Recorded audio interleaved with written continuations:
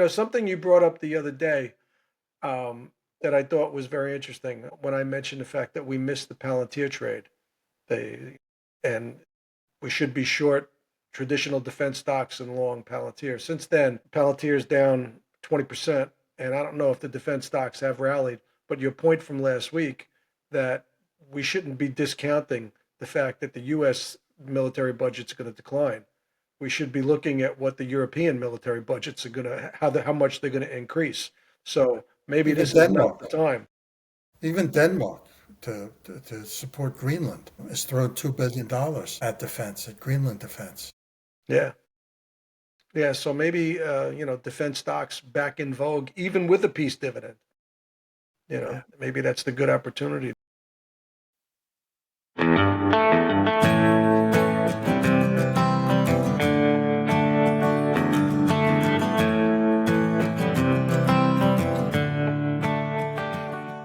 Hey, everybody, welcome back to Markets and Madness. As we like to say, the place where we discuss the madness that occurs when economics, politics, and personalities all move in different directions. Tim and I here on Monday, just trying to get an idea of what's going on in the world. A couple of headlines that jump out is Trump's taking a victory lap, tariffs and Apple and $500 billion investment and 20,000 new jobs. Looks interesting there. It looks like the beginnings of his plan is starting to take shape. What are you thinking? Well, it's raining here in sunny Florida. Thing that's on my mind. Not a real good golf day. Not a I golf looked at day. the markets this morning. Technologies really took a hit. The Magnificent Seven looks like the Magnificent -7. Yeah. They're smacking those pretty good. We had said probably 5 weeks ago, right after the election, it'd be a good time to hide out and just be quiet, hide out in bonds. And at the time, the 10-year was 470 or 475. It's 440 this morning. So it would have been a pretty good place to hide out. I still think hiding out makes sense, only because of this scenario we've been building about deconstructing the economy. He's laying off. You got layoffs in the public sector and hopefully job gains in the private sector. My guess is the layoffs come first and the job gains take more time. So This is what we as talked the about layoffs last week. things Yeah. look uglier, market looks uglier. So we might be in for some tough sledding for a little bit.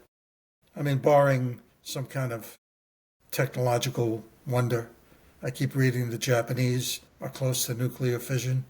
That would be huge, you Really? know, something like that. They got something like, I think they went to 28 seconds, which is a record to have nuclear fission. All over Facebook, I keep seeing signs for hydrogen cars and hydrogen. I don't know if any of it's true, but we're certainly putting a lot of effort into finding alternative forms of Well, fuel. you were talking to those people, what was it? It's got to be 8 years ago, talking about algae, and algae as an energy source, something like that.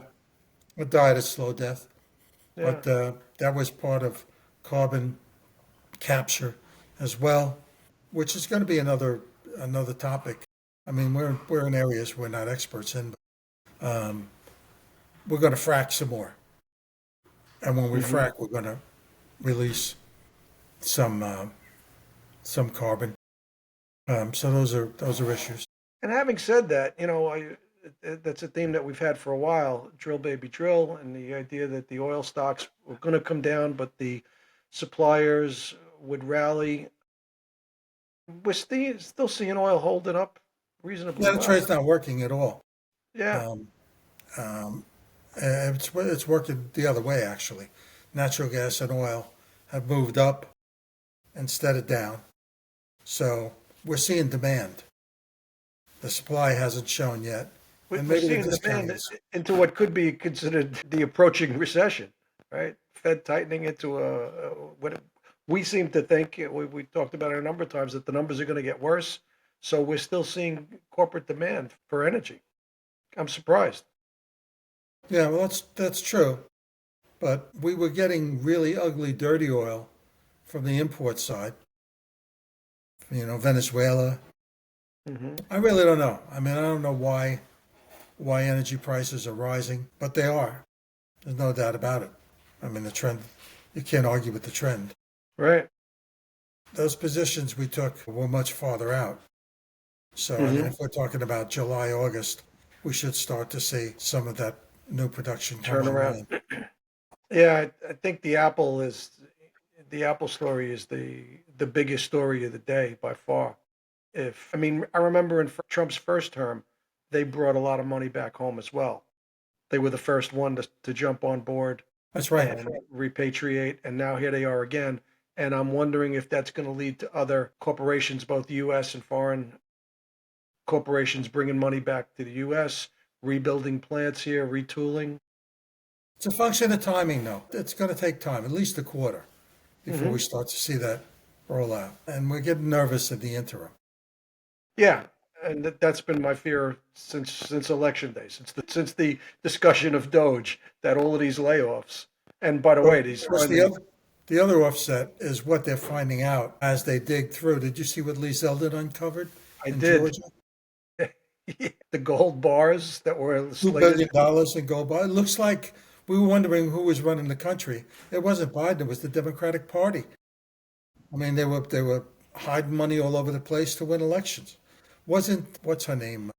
And the The woman in fascinating thing Georgia. about that, just to interrupt you, the company that they earmarked this $2 billion to had total revenue in 2023 of $100. Yeah, right. How do you justify that, And Abrams, the one in Georgia, that Stacy? they Yeah, applauded for winning the 2020 election, bringing Georgia in for the 2020 election. It was her company. yeah. No, there's nothing to look at there. Just keep walking. Yeah. Yeah, that's right. No, no, You had nothing $20 wrong. billion parked in a hedge account, a plush account, and we could just pull 2 billion out, give it to Stacy, and no problem. For a thank you. The level of corruption is mind-boggling. You know, really mind-boggling. We got to clean house here. I mean, there's a lot of real ugliness lurking in the shadows. Did you see that the woman in CNBC got canned too? Joy MSNBC, Reid. Joy Reid. Joy Reid. Yeah, that was a big deal. Well, it's another thing that we've said a number of times. The world is moving a little bit to the right. We saw it in Germany. Argentina. We saw a German election, a conservative election. Now, it's granted it's not the far right German election, but I think that the world is moving a little bit right, and you're seeing things like the far left commentators on CNN, on MSNBC. The ratings aren't there. People aren't tuning in. We don't want to hear it anymore. Yeah, You've lied to and us the war in for eight Ukraine is years. over, and everybody but Zelensky knows it.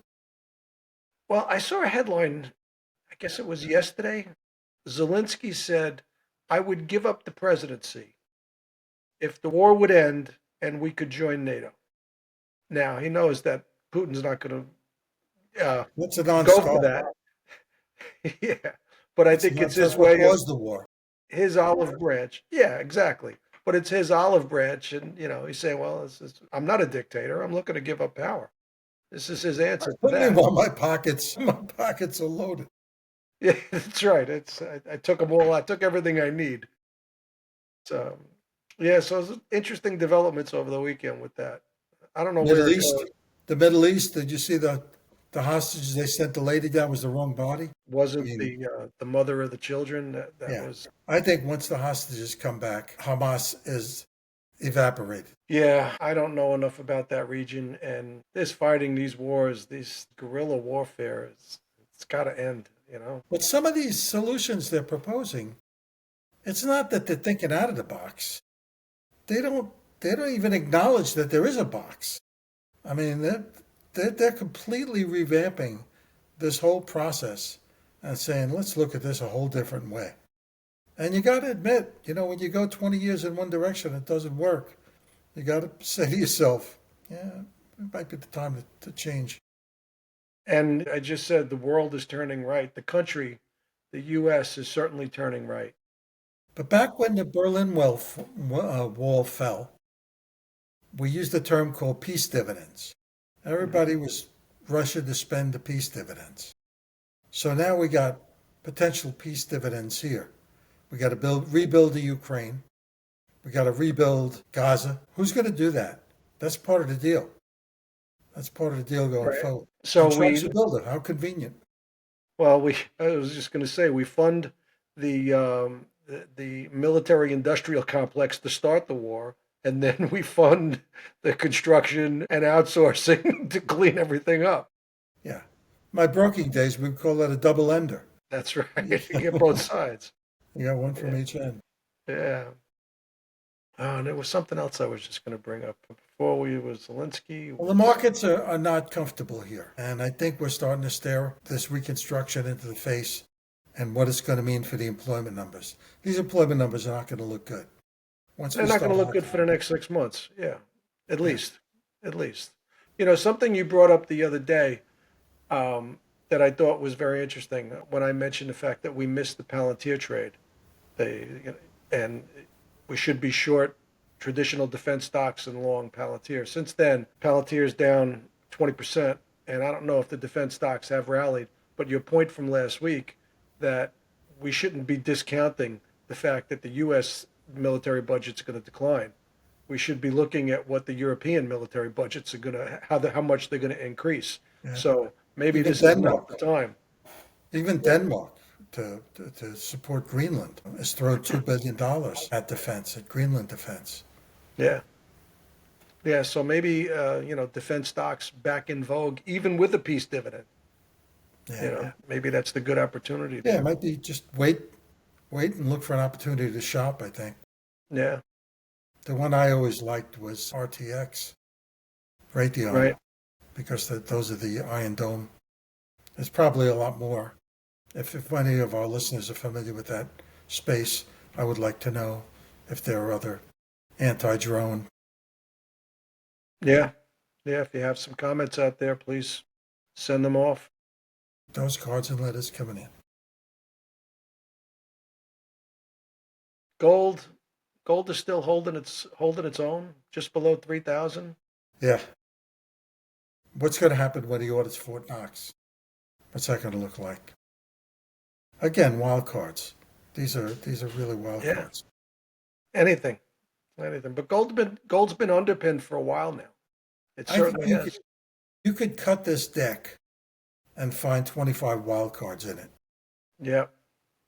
This is a crazy time. Hang on. Yeah. I agree. There's a wild card everywhere you look. Yeah, almost in every industry, Yeah. in both directions in some cases. Yeah. Yeah. It's a good time to hide in fixed income. You know, they got Take 10 your years. yields. That hasn't changed. We've been saying that about 8 weeks now, and Yeah. it's still true. Yeah. All right, I got nothing really to add. This is Yeah, short, it's a short quiet week. time. Still wait things out in bonds. Look at some of the defense stocks. Might be opportunities to buy based on Europe. Energy's going up. We don't know why, but we're watching it, and we're still bullish on the drillers and the platform people. Yeah, they're lagging. They're really lagging, and they look attractive to me. They do. And in terms of the dollar, I would think this Apple move in his last administration spurred the beginning of a dollar renaissance. And I'm just wondering, I haven't really seen any major movements in the currencies today, but I would think that this is what people have been talking about, that we're going to have that big rally back into the dollar. Well, we are two really big trading partners. I don't know if they're the biggest. Canada and Mexico are huge trading partners, and there's some volatility there. The deal, they're going to have to make a deal with the tariffs. Trump had said in the past, it's all about cars. Canada's shipping a lot of cars to us, and we're not shipping any to them. So he needs something else. He wants rare earth minerals. He probably can get that from Alberta. Energy in the pipeline, that's all part of his energy position. Well, Mexico, we get energy from them now, right? And they claim it's at a discount. yeah. The Canadians do. Well, we're the nearest Yeah. big buyer, so it's easier to ship it to us. If we back out and start producing our own, it is going to hurt them. The other thing is Mexico. and the cartels. We're flying drones all over the place. We're sending troops there. It looks to me like we're going to be fighting with the cartels. And Mexico, she's going to make noises like we're sovereign and we won't let you do it, but we'll cooperate with you. We'll do it with you. And it'll be us doing it. I think that's going to be the message. Mm-hmm. And that will satisfy some trade requirements on Trump's part. I think these are the deals that are in place. And Canada and Mexico are the two biggest for us. The idea is that these, we've said all along that tariffs are a negotiating point, and I think we're starting to see that prove out with the U.S. corporations and with the changes in some of the posturing that's going on with the Mexican government. I think they're calming down a little bit than from their original stance. Well, they're looking in the face of reciprocal tariffs, and that's death to a lot of economies, right? They just simply can't withstand that. So they need access to the U.S. consumer to survive. They really do.